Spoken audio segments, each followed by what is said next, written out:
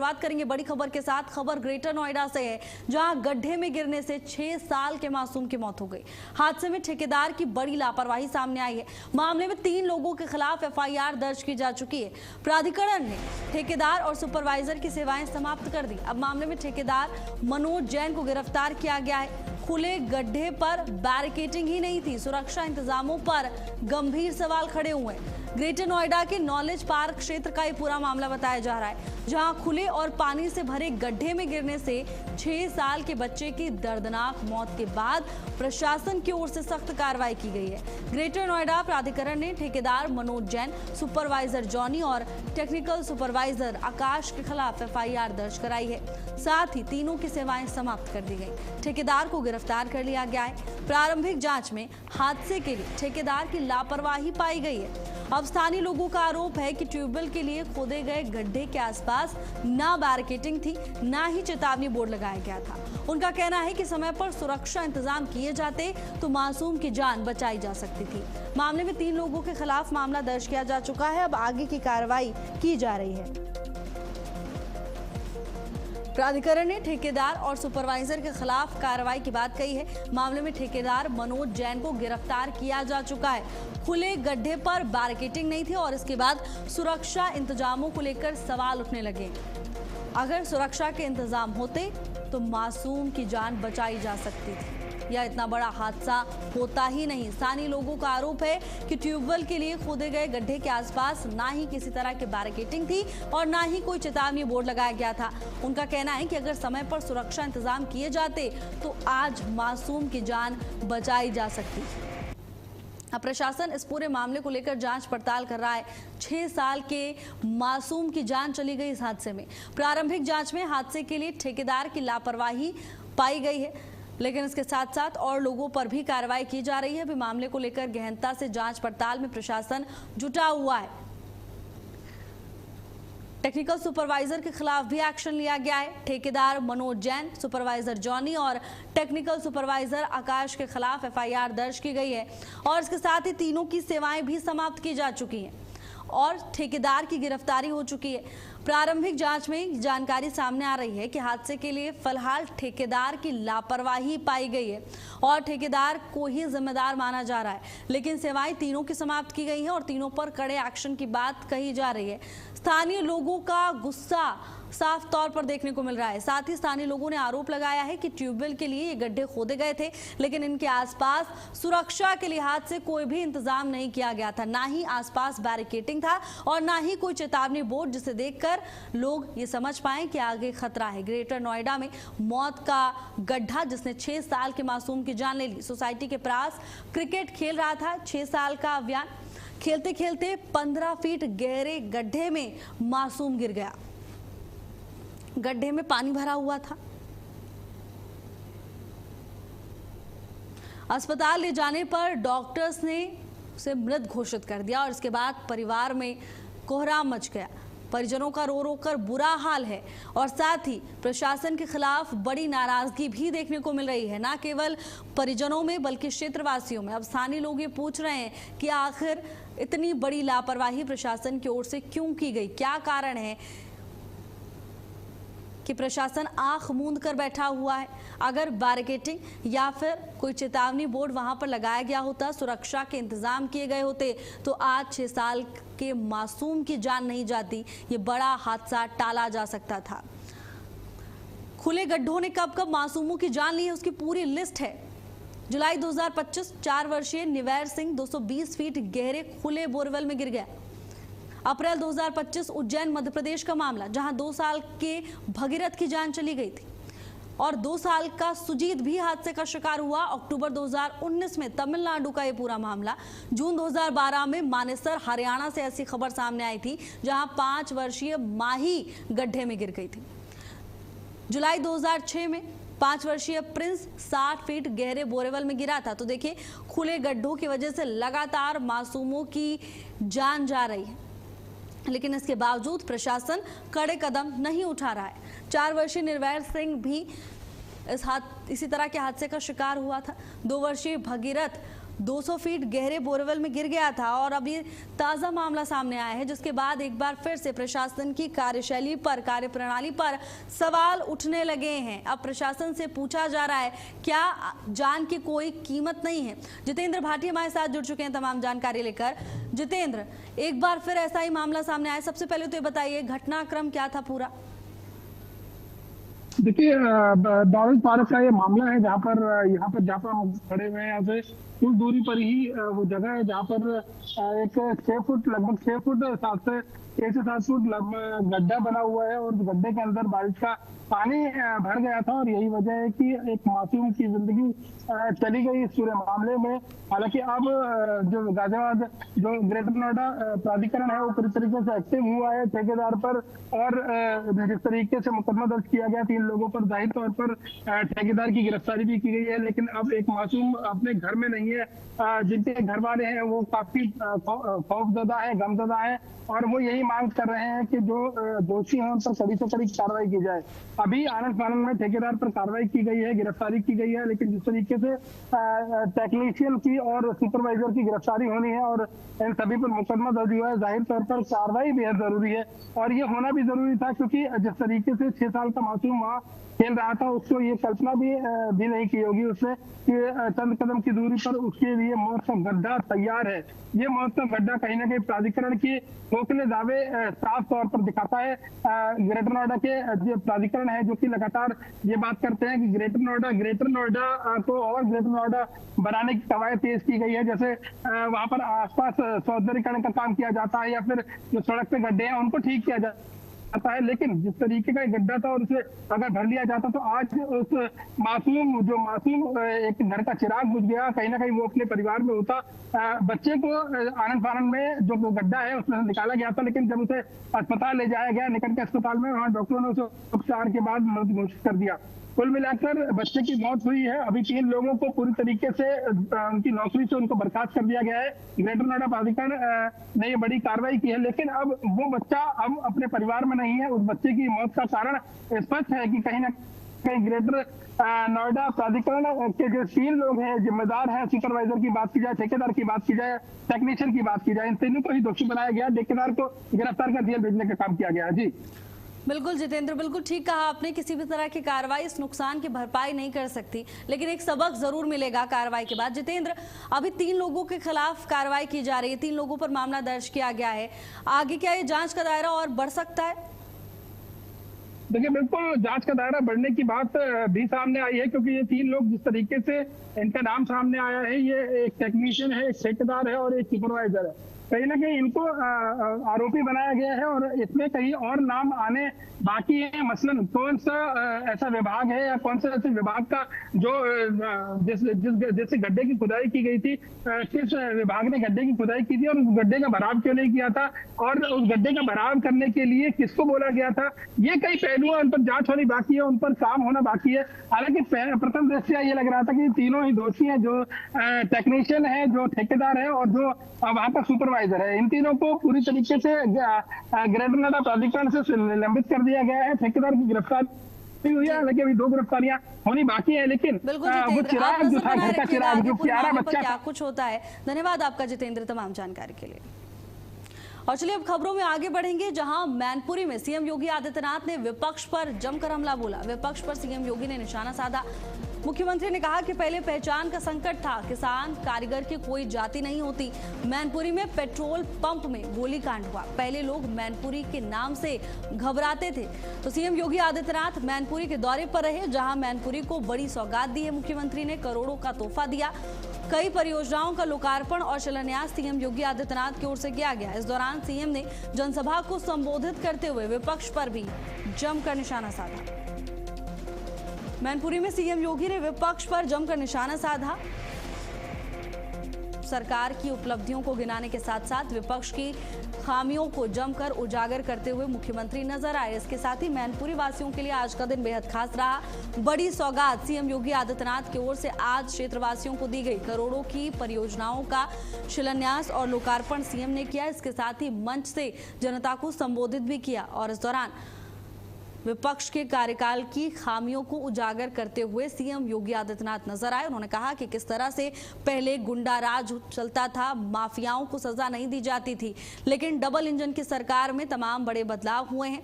और साथ ही कार्यक्रम में पहुंचने पर मुख्यमंत्री का जोरदार स्वागत हुआ। ये तमाम तस्वीरें भी मौके से सामने आई। भारी संख्या में लोग कार्यक्रम में मुख्यमंत्री को सुनने के लिए पहुंचे हुए थे। पूरा कार्यक्रम स्थल भरा हुआ था, कहीं पर भी पैर रखने की जगह नहीं थी। की शोभा यात्रा भी होती है, दुर्गा पूजा के पंडाल भी सस्ते हैं, होली और दीपावली लोग मजे में आयोजन में भागीदार बनते हैं, परिवार के साथ आयोजन में भागीदार बनते हैं। कितना उत्सवपूर्ण माहौल होता है। यह कार्य 17 के पहले भी हो सकता था, लेकिन 17 के पहले इन सब कार्यों के लिए, विकास के लिए, विरासत के लिए, उत्सवपूर्ण माहौल के लिए समय चाहिए।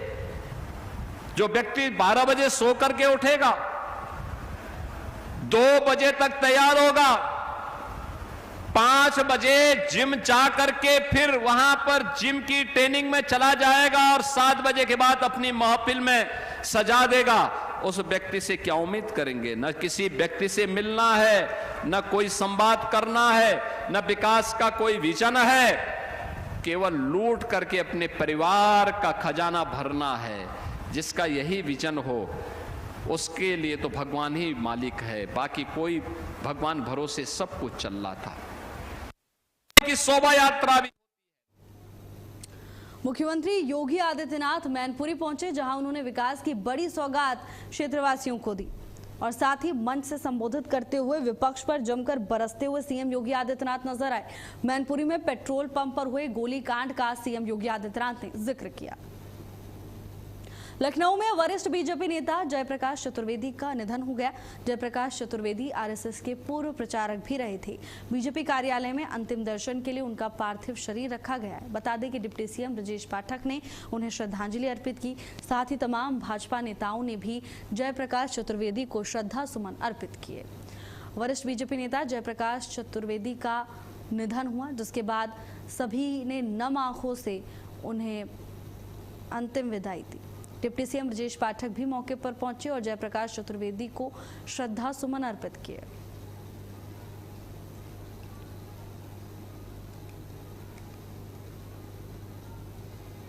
और वहीं पीलीभीत पहुंचेंगे केंद्रीय मंत्री जीतन प्रसाद। 1 दिवसीय दौरे पर रहने वाले हैं सांसद। पूरनपुर स्टेशन से नई एक्सप्रेस का शुभारंभ केंद्रीय मंत्री की ओर से किया जाएगा।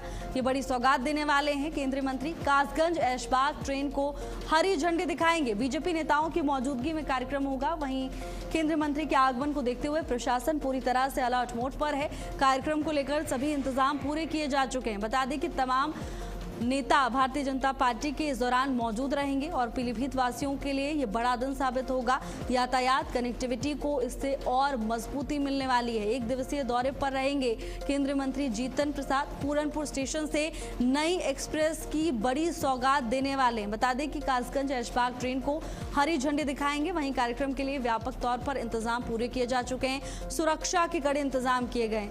बता दें कि भारतीय जनता पार्टी के तमाम नेता और कार्यकर्ता भी इस दौरान कार्यक्रम में शामिल होंगे, ऐसी जानकारी सामने आ रही है। बहरहाल केंद्रीय मंत्री के आगमन को देखते हुए प्रशासन पूरी तरह से अलर्ट मोड पर है। सुरक्षा को लेकर व्यापक इंतजाम किए गए हैं और कार्यक्रम को लेकर भी तैयारियां अंतिम चरण में पहुंच चुकी हैं। इलाहाबाद हाईकोर्ट के सख्त आदेश के बाद bar council of Uttar Pradesh ने प्रदेश के सभी बार एसोसिएशन को 15 दिन का अल्टीमेटम दे दिया है। आदेश के तहत ऐसे वकीलों की पूरी सूची 15 दिन के अंदर हर हाल में बार काउंसिल को सौंपनी होगी, जिनके खिलाफ गंभीर अपराधों में एफआईआर दर्ज है, चार्जशीट दाखिल हो चुकी है या कोर्ट में केस पेंडिंग है। बार काउंसिल ने साफ तौर पर चेतावनी दी है कि जो भी बार एसोसिएशन 15 दिन में ये लिस्ट नहीं देंगे, उनकी मान्यता तत्काल प्रभाव से निरस्त कर दी जाएगी। और साथ ही ऐसे एसोसिएशन के वकीलों को किसी भी कल्याणकारी योजना का लाभ नहीं मिलेगा। आदेश की अनदेखी को सीधे हाईकोर्ट की अवमानना माना जाएगा। बुलंदशहर में पुलिस और बदमाश के बीच हुई मुठभेड़ में 50,000 रुपए का इनामी बदमाश घायल हो गया। खुर्जा कोतवाली क्षेत्र में चेकिंग के दौरान खुर्जा झांझर रोड पर पुलिस ने संदिग्ध को रोकने की कोशिश की, जिसके बाद बदमाश ने फायरिंग शुरू कर दी। जवाबी कार्रवाई में पुलिस की गोली लगने से बदमाश कुश चौधरी घायल हो गया। उसके दोनों पैरों में गोली लगी है। पुलिस के मुताबिक कुश चौधरी खुर्जा क्षेत्र में अपहरण और हत्या के मामले में वांछित था। अलीगढ़ के दतावली का रहने वाला है और उसके खिलाफ करीब 1.5 दर्जन मुकदमे दर्ज हैं। खुर्जा नगर का यह पूरा मामला बताया जा रहा है, जहां आरोपी पर 1.5 दर्जन मुकदमे दर्ज हैं। प्रशासन ने कार्रवाई करते हुए आरोपी को धर दबोचा है। बता दें कि बदमाश और पुलिस के बीच में मुठभेड़ हुई। इस दौरान बदमाश के पैर में गोली लगने से वो घायल हुआ, जिसके बाद इलाज के लिए अस्पताल ले जाया गया है। अब बताया जा रहा है कि पूछताछ के दौरान भी कई बड़े खुलासे हो सकते हैं। बता दें कि दर्जनों मामले आरोपी पर दर्ज हैं। अपहरण और हत्या मामले में बदमाश लंबे समय से फरार था। हालांकि पुलिस ने कार्रवाई करते हुए आरोपी को धर दबोचा है। पुलिस मुठभेड़ में इनामी बदमाश घायल हुआ, पैर में गोली लगी, उसके बाद इलाज के लिए अस्पताल ले जाया गया है। अब आगे की वैधानिक कार्रवाई प्रशासन की ओर से अमल में लाई जा रही है। प्रशासन की ओर से साफ तौर पर चेतावनी दी गई है कि अपराधियों को किसी भी कीमत पर बख्शा नहीं जाएगा और अपराधियों को सलाखों के पीछे डालने के लिए प्रशासन पूरी तरह से तत्पर है। मौके से तमाम तस्वीरें सामने आ रही हैं। बुलंदशहर का पूरा मामला बताया जा रहा है। बदमाश और पुलिस के बीच मुठभेड़ हुई। जानकारी है कि जवाबी फायरिंग के दौरान बदमाश को पैर में गोली लगने से वो घायल हुआ और उसके बाद अस्पताल ले जाया गया। किस तरह का उसका आपराधिक इतिहास है, किस मामले में वंचित है और पुलिस की ओर से क्या कार्रवाई की? थाना खुर्जा नगर पुलिस की आज शाम चेकिंग के दौरान एक अपराधी के साथ मुठभेड़ हुई है, जिसमें पुलिस के द्वारा की गई आत्मरक्षा क्रॉस फायरिंग में अपराधी के दोनों पैरों में गोली लगने से घायल हुआ है। प्रारंभिक पूछताछ में इसने अपना नाम कुश चौधरी निवासी दतावली थाना बरला जनपद अलीगढ़ बताया है। यह अपराधी थाना खुर्जा नगर से अपहरण एवं हत्या के मुकदमे में विगत कई माह से वांछित चल रहा था तथा इसने यह भी बताया है कि यह जनपद अलीगढ़ से भी एक अपहरण के मुकदमे में वांछित चल रहा था। इस पे डीआईजी मेरिट रेंज महोदय के द्वारा 50,000 रुपए का इनाम भी इसके ऊपर घोषित था। हरदोई में करोड़ों की चोरी का खुलासा। किराना व्यापारी के घर से चोरी मामले में 16 लोगों को गिरफ्तार किया गया है। 1,29 लाख रुपए का कैश बरामद हुआ। 2 बाल अपचारी समेत पूरा गिरोह पुलिस के हत्थे चढ़ चुका है। घरेलू नौकरों ने ही पूरी साजिश रची थी। अभी भी कई आरोपियों की तलाश में प्रशासन जुटा हुआ है। हरदोई से हैरान कर देने वाला मामला सामने आया, जहां किराना व्यापारी के घर से चोरी मामले में पुलिस ने बड़ा खुलासा किया है। 16 लोगों की गिरफ्तारी हुई इस पूरे मामले में। 1,29 लाख रुपए कैश टीम ने बरामद किया है। 2 बाल अपचारियों के साथ साथ पूरा गिरोह इस समय पुलिस के शिकंजे में है। जानकारी तो ये भी है कि अभी और भी आरोपियों की तलाश प्रशासन की ओर से की जा रही है। घरेलू नौकरों ने ही चोरी की पूरी प्लानिंग की थी और इस वारदात को अंजाम दिया था। हालांकि पुलिस ने पूरे मामले की गुत्थी को सुलझाते हुए आरोपियों को गिरफ्तार कर लिया है। हरदोई के विकासखंड कछौना की ग्राम पंचायत मिढ़ुआ से उस समय हड़कंप मच गया जब ग्रामीणों ने कूड़ा घर की सूचना दी। ग्रामीणों का आरोप है कि कूड़ा घर को बने सिर्फ 1 महीना हुआ है और उसके पहले ही दीवारों में दरारें और फर्श की हालत जर्जर हो चुकी है। गांव में विकास कार्य के नाम पर उसमें से सारा पैसा निकाल लिया जाता है। दिखावे के लिए लीपा पोती भी कर दी जाती है। अब इस पूरे मामले को लेकर प्रशासन जांच पड़ताल कर रहा है। लेकिन चलिए अब खबर आगे प्रतापगढ़ से सामने आ रही है, जहां बैंक लोन और इंश्योरेंस क्लेम के लालच में एक युवक ने अपनी ही मौत की झूठी कहानी रच दी। मामले का खुलासा करते हुए पुलिस ने गंगा पुल पर स्कूटी, चप्पल और मोबाइल छोड़कर फरार हुए युवक को फरीदाबाद से पकड़ लिया है। पुलिस के मुताबिक 12 लाख रुपए के बैंक लोन से बचने के लिए आरोपी ने आत्महत्या का ड्रामा रचा था। पुलिस ने इस पूरे मामले में आरोपी को गिरफ्तार कर लिया है। लोन से बचने के लिए युवक ने आत्महत्या का ड्रामा रचा था। पुलिस की ओर से जो जानकारी सामने आ रही है उसके मुताबिक 12 लाख रुपए का बैंक लोन आरोपी ने लिया था और ये लोन चुकाने से बचने के लिए पूरी प्लानिंग की थी। और बड़ी खबर सामने आ रही है आगरा से, जहां सड़क पर तेज रफ्तार का कहर देखने को मिला। तेज रफ्तार अनियंत्रित पिकअप पलट गई। हादसे में एक महिला की मौत हुई। कई लोग घायल बताए जा रहे हैं। घायलों को अस्पताल में भर्ती कराया गया है, जहां उनका इलाज चल रहा है। प्रशासन पूरे मामले को लेकर जांच पड़ताल कर रहा है। जानकारी है कि हादसे में एक महिला की मौत हो गई है। कई लोग गंभीर रूप से घायल हुए हैं। इस हादसे में घायलों को इलाज के लिए अस्पताल पहुंचाया गया, जहां उनका इलाज चल रहा है, उपचार चल रहा है। आगरा से तमाम तस्वीरें सामने आ रही हैं। हड़कंप मच गया घटना के बाद। तेज रफ्तार अनियंत्रित पिकअप अचानक पलट गई और कई लोग इस हादसे की चपेट में आ गए। वहीं हापुड़ में ट्रेन की चपेट में आने से युवक की मौत हो गई। घटना की सूचना मिलने पर पुलिस मौके पर पहुंची और शव को कब्जे में लेकर पोस्टमार्टम के लिए पुलिस ने भेज दिया है। मामले की कार्रवाई की जा रही है। कानपुर में एक सेल्समैन ने खुद को गोली मारकर अपनी जान दे दी। वहीं मामले से इलाके में सनसनी मची हुई है। जानकारी मिलने के बाद पुलिस मौके पर पहुंची और शव को कब्जे में लेकर पोस्टमार्टम के लिए भेज दिया गया है। साथ ही मामले की जांच प्रशासन की ओर से की जा रही है। वहीं मेरठ के कंकरखेड़ा थाना क्षेत्र के सिंधावली गांव में जंगल में एक युवक का शव मिलने से क्षेत्र में सनसनी फैल गई। बताया जा रहा है कि युवक अपने दोस्तों के साथ दोस्त का बर्थडे सेलिब्रेट करने के लिए गया था। आज उसका शव जंगल से बरामद हुआ, जिसकी जानकारी मिलने पर पुलिस मौके पर पहुंची। तीनों दोस्तों को हिरासत में लेकर पुलिस मामले की जाँच कर रही है। देखिए, सादर अवगत कराना है कि आज सुबह 112 के द्वारा सूचना दी गई, जिसमें ये बताया गया कि जो ग्राम पिपला है, जो रेलवे ट्रैक के नजदीक में एक किसी युवक मृतक का शरीर वहां पे मिला है। इसको तुरंत गंभीरता से लेते हुए एसएचओ कंकरखेड़ा, साथ में सीओ दोराला साहब और मेरे द्वारा घटनास्थल का निरीक्षण किया गया। तो मृतक की पहचान रजत पुत्र कृपालू इनके नाम से हुई है, जो कि निवासी नगला तासी के है। इनकी गुमशुदगी 24 जुलाई को थाना कंकरखेड़ा पे दर्ज की गई थी। तो ये पाया गया था कि अपने जो 3 साथी है, जिसमें राहुल, नितिन और जय कुमार, इनके साथ में जय कुमार। बदायूं शहर के इंदिरा चौक स्थित हॉस्पिटल में उस समय हड़कंप मच गया जब पथरी के ऑपरेशन को लेकर पहुंचे एक मरीज और उसके परिजनों ने डॉक्टर और अस्पताल स्टाफ पर मारपीट का गंभीर आरोप लगाया। घटना की जानकारी मिलने के बाद परिजनों और स्थानीय लोगों ने अस्पताल का घेराव कर विरोध प्रदर्शन किया। ये डॉक्टर साहब AK वर्मा, उनके यहाँ इस बच्चे को हमने दिखाया, इसके है पथरी। तो उन्होंने पहले इसकी पथरी तोड़ी, नहीं टूटी, फिर दोबारा तोड़ी, नहीं टूटी। इनका 1-1.5 महीने से इलाज चल रहा था। अब उनके कर्मचारी ने हमें यहाँ भेज दिया और हमें बता भी दिया कि उनके कर्मचारी ने हमें यहाँ पे भेजा है। उसके बावजूद भी हमसे कह रहे हैं वहाँ पे इतना पैसा दे आए और हमसे तुम 2-2 रुपए के लिए मर रहे हैं, भिखारी हो। रायबरेली में पति ने अपनी पत्नी की बेरहमी से पिटाई कर दी, जिससे वो गंभीर रूप से घायल हो गई। इलाज के दौरान उसकी मौत हो गई। मामले की जानकारी मिलते ही पुलिस मौके पर पहुंची, शव को कब्जे में लेकर पोस्टमार्टम के लिए भेज दिया है। अब पुलिस इस पूरे मामले को लेकर जांच कर रही है। पोस्टमार्टम रिपोर्ट और जांच के आधार पर आगे की विधिक कार्रवाई की जाएगी। परिजनों ने आरोपी पति के खिलाफ बड़ी कार्रवाई की मांग की है।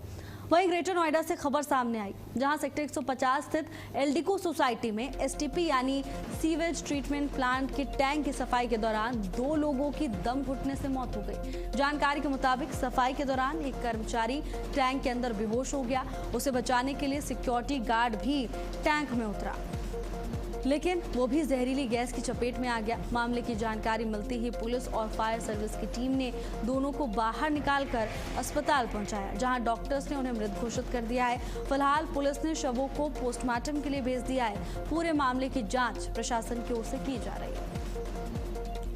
ग्रेटर नोएडा का पूरा मामला बताया जा रहा है, जहां टैंक की सफाई के दौरान बड़ा हादसा हुआ।